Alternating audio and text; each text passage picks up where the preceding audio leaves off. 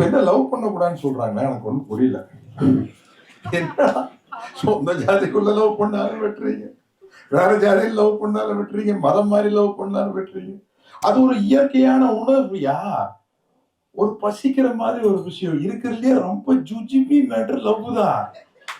அதுக்கு போய் நீ கொலை பண்ற அளவுக்கு போயிட்டு இருக்கிறீங்களே.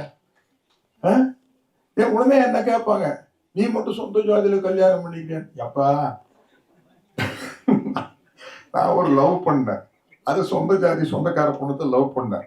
நாங்க ஒரு காலகட்டத்தில் மாடி வீட்டு ஏழை ஆயிட்டோம்.